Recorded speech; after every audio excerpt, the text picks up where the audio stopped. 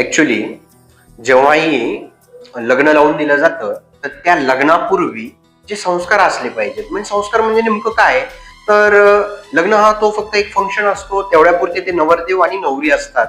परंतु लग्नानंतर खऱ्या अर्थानं नवीन जीवन सुरू होतं आणि त्या जीवनामध्ये ते नवरा आणि बायको झालेले असतात.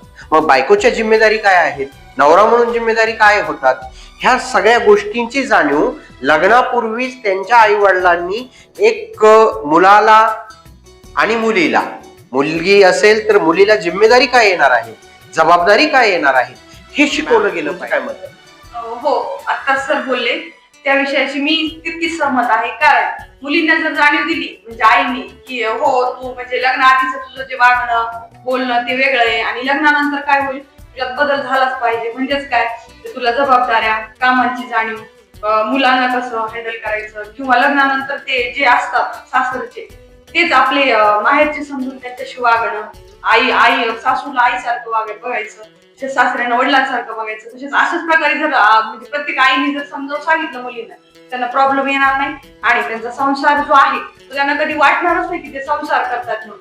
त्यांना असं वाटेल की माहेरीच आहे.